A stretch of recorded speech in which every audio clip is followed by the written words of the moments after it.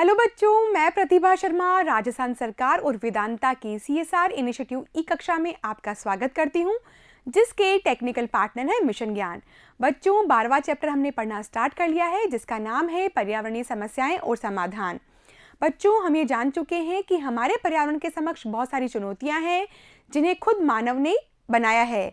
बच्चों, इसी कड़ी के अंतर्गत आज हम एक और प्रभाव के बारे में चर्चा करेंगे, जिसका नाम है हरित गृह प्रभाव। भाग 4 के अंतर्गत हम इसके बारे में पढ़ेंगे। बच्चों, हरित गृह प्रभाव में हरित गृह की उत्पत्ति कहाँ से हुई, ये पहले हम देख लेते हैं कि हरित गृह होता क्या है। बच्चों, ऐसे अक्षांश जैसे कि उच्च अक्षांश होते हैं, जहाँ पर पौधों को प्रकाश संश्लेषण की क्रिया करने के लिए पर्याप्त तापमान उपलब्ध नहीं हो पाता है। उस स्थिति में क्या किया जाता है बच्चों, एक ग्रीन हाउस बना लिया जाता है, और ये ग्रीन हाउस या तो कांच का हो सकता है या फिर प्लास्टिक का हो सकता है। बच्चों, कक्षा 11 में हमने पढ़ा था ऊष्मा बजट के बारे में। आप उसे यदि याद करेंगे और एक बार फिर से पढ़ लेंगे तो आपको मालूम हो जाएगा कि सूर्य से आने वाली जो प्रवेशी किरणें होती है, उनके लिए कांच क्या होता है, पारदर्शी होता है, लेकिन जब वो बाहर जाने का प्रयास करती है तो कांच उनके लिए अपारदर्शी हो जाता है। ठीक है बच्चों, यानी कि एक बार सूर्य की किरणें जब कांच के घर में आ जाती है तो वो बाहर निकल नहीं पाती है, और इससे क्या होगा, अंदर का तापमान बढ़ जाएगा और पौधों को प्रकाश संश्लेषण की क्रिया करने के लिए प्रॉपर टेम्परेचर मिल जाएगा।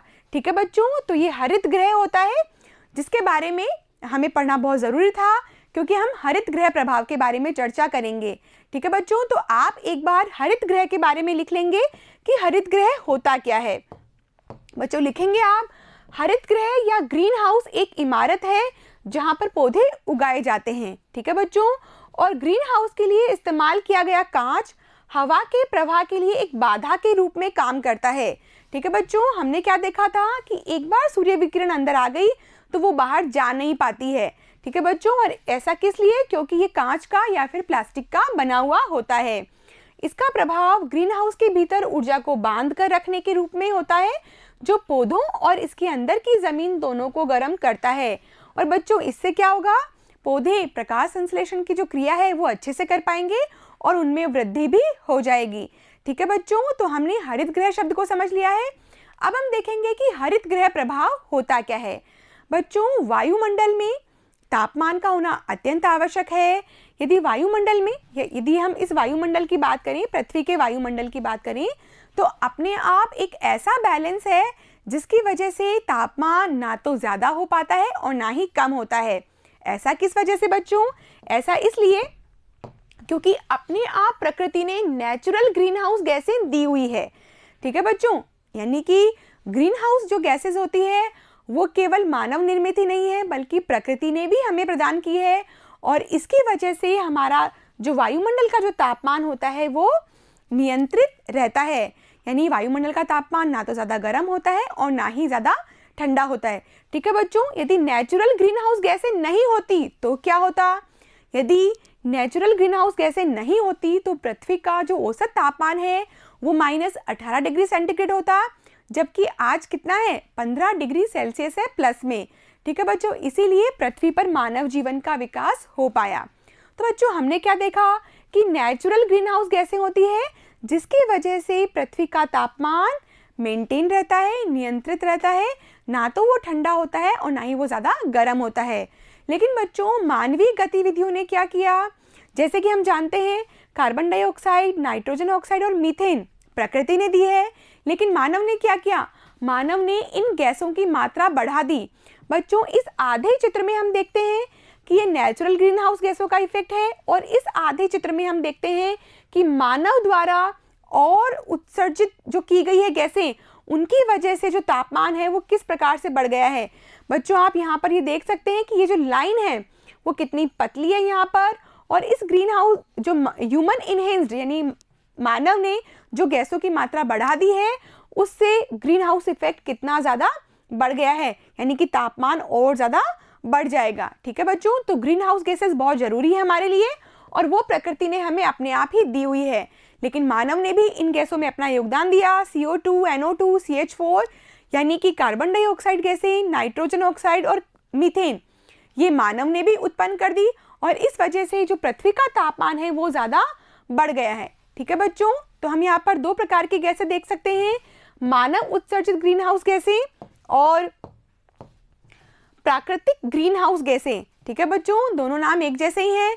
हम यहाँ पर देख सकते हैं कि carbon dioxide, nitrogen dioxide, nitrous oxide, methane और क्लोरोफ्लोरोकार्बन, ये कहाँ से आई? मानव उत्सर्जित ग्रीन हाउस गैसें हैं। जबकि इसी प्रकार की कार्बन डाइऑक्साइड, जलवाष्प, नाइट्रोजन ऑक्साइड और मीथेन, ये कौन सी गैसें हैं? ये प्रकृति ने हमें प्रदान की है और ये हमारी पृथ्वी के वायुमंडल के लिए अत्यंत आवश्यक है। इनकी हमें कोई भी आवश्यकता नहीं है। इनकी वजह से क्या हो रहा है बच्चों? जो पृथ्वी का वातावरण है वो और भी ज़्यादा गर्म हो रहा है। हम यहाँ पर भी देख सकते हैं कि किस प्रकार से हमें इतने ही तापमान की आवश्यकता है, लेकिन अब आप इसकी मोटाई देख सकते हैं कि जो मानव द्वारा उत्सर्जित ग्रीन हाउस गैसें हैं उसकी वजह से वातावरण किस प्रकार से बढ़ गया है। ठीक है बच्चों, तो लिखेंगे हम हरित गृह प्रभाव के बारे में। ग्रीन हाउस प्रभाव या फिर हरित गृह प्रभाव, दोनों बच्चों एक ही बात है।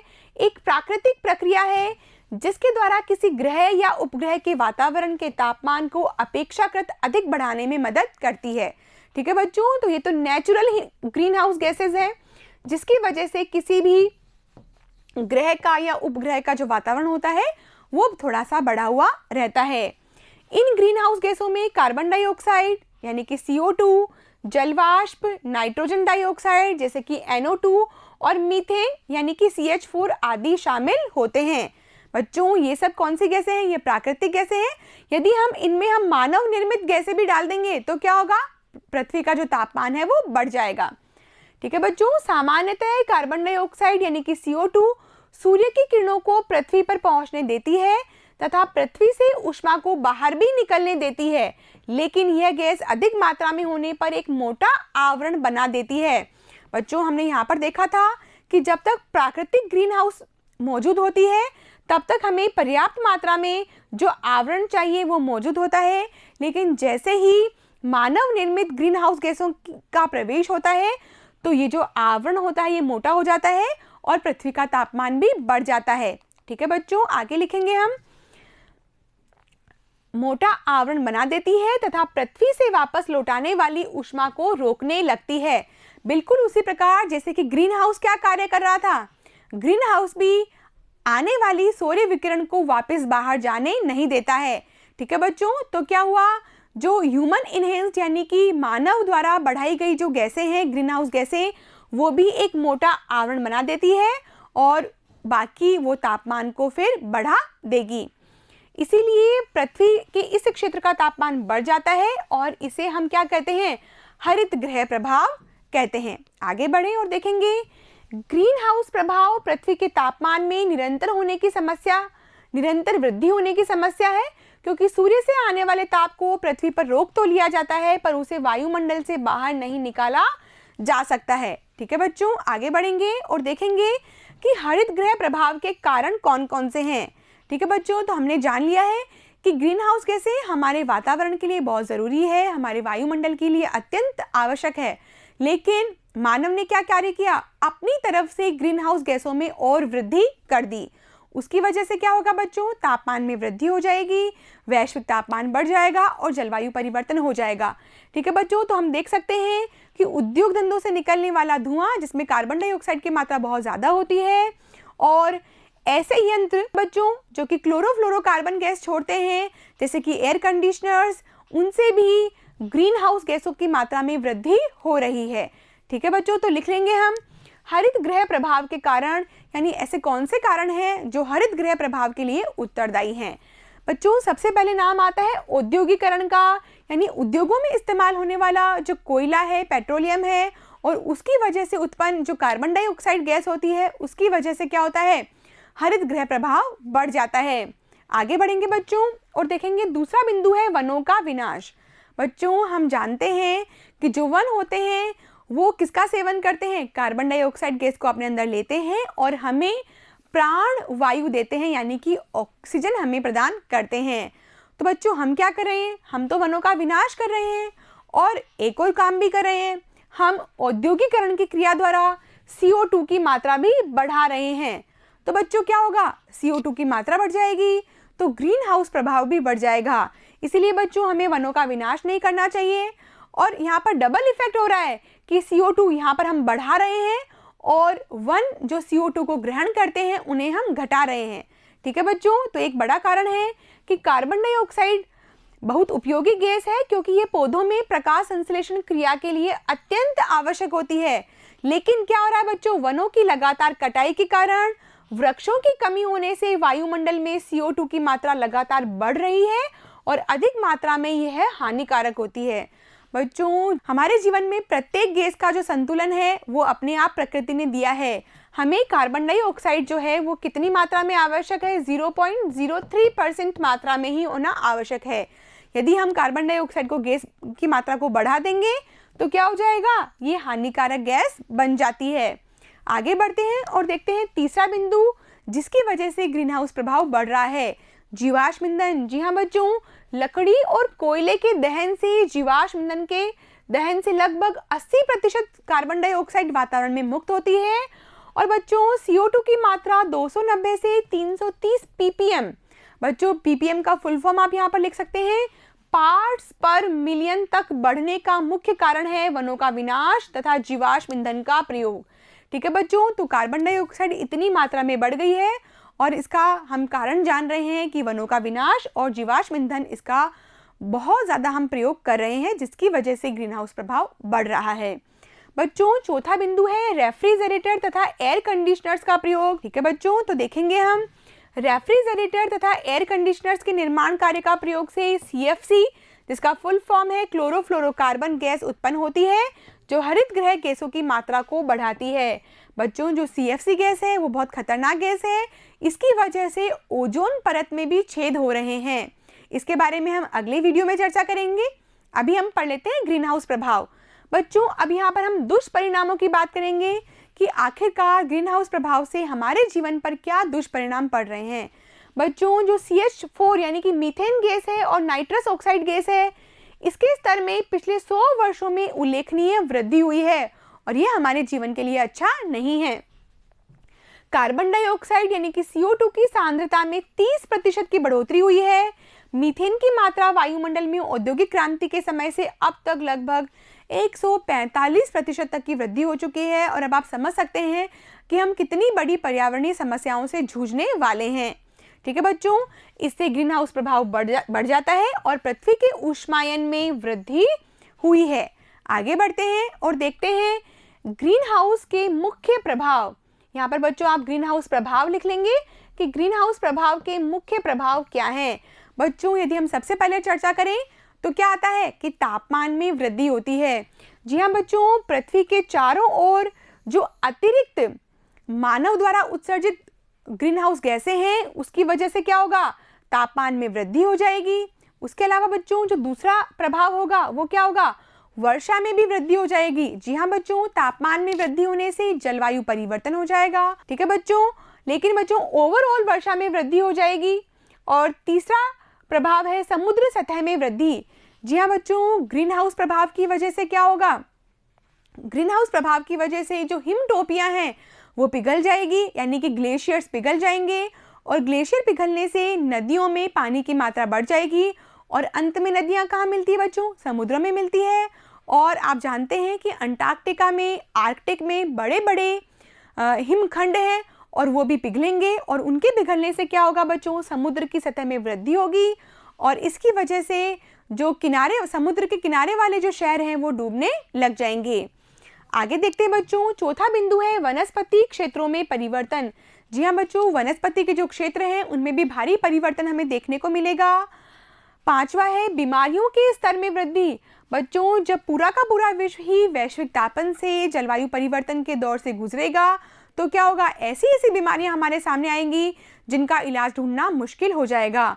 बच्चों आप जानते हैं कि ग्रीन हाउस गैसों में जो CFC गैस है उसकी वजह से ओजोन परत में छेद हो रहा है और ओजोन परत में छेद होने की वजह से पराबैंगनी किरणें, जो सूर्य से निकलने वाली हानिकारक किरणें हैं, वो सीधे पृथ्वी पर आती है और उसकी वजह से गंभीर बीमारियां लोगों को होगी। बच्चों अगला प्रभाव है जैव विविधता को खतरा। जी हाँ बच्चों, जैव विविधता आप पढ़ चुके हैं, यानी कि जो जीवों में विविधता पाई जाती है उनकी प्रजातियों के ऊपर संकट आ जाएगा और इसकी वजह से संपूर्ण जैव विविधता को खतरा उत्पन्न हो जाएगा। ठीक है बच्चों, तो आप अपने वीडियो को पॉज कर सकते हैं और अपने महत्वपूर्ण बिंदुओं को नोट कर सकते हैं। आगे बढ़ेंगे और देखेंगे वैश्विक तापन से सर्वाधिक प्रभावित क्षेत्र। जी हाँ बच्चों, ऐसे बहुत सारे क्षेत्र हैं जहाँ पर इस बढ़ते तापमान की वजह से बहुत बुरे प्रभाव पड़ने वाले हैं। तो देख लेते हैं बच्चों, वैश्विक तापन का सर्वाधिक प्रभाव भारत समेत 6 देशों पर पड़ रहा है, जिनमें नेपाल, मालदीव, बांग्लादेश, भूटान, पाकिस्तान और श्रीलंका है। बच्चों आप इसे मालदीव कर सकते हैं। ठीक है बच्चों, मालदीव है ये, जिनकी लगभग 2 अरब जनसंख्या वैश्विक तापन की चपेट में है। जी हाँ बच्चों, जिसकी हम बात करते हैं ग्लोबल वार्मिंग, इस प्रकार से पूरी की पूरी पृथ्वी ही ग्लोबल वार्मिंग के चपेटे में आ जाएगी।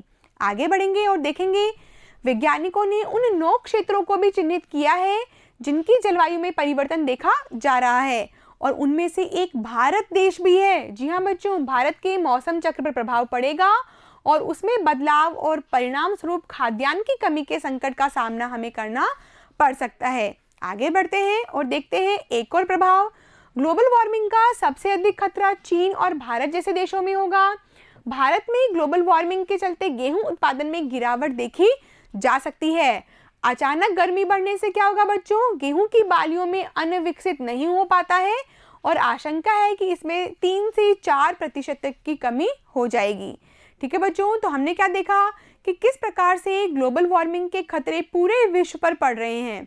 अगला प्रभाव देखते हैं कि समुद्री जल स्तर में 1 मीटर ऊंचा होने के कारण 576.40 हेक्टेयर जमीन जलमग्न हो जाएगी और करीब 71 लाख लोगों को विस्थापित होने का सामना करना पड़ सकता है। ठीक है बच्चों, मुंबई, कोलकाता और विशाखापट्टनम तीनों ही समुद्र के किनारों पर बसे हुए हैं। कई द्वीप और बांग्लादेश के 17% क्षेत्र पानी में समा जाएंगे, जिससे विभिन्न तरह की समस्याएं अनायास ही हो सकती है। ठीक है बच्चों, आगे बढ़ते हैं और देखते हैं अगला बिंदु। 80% जैव विविधता को खतरा उत्पन्न हो जाएगा बच्चों और प्रतिवर्ष हिमनद 1.7 मिलीमीटर की रफ्तार से पीछे हट रहे हैं।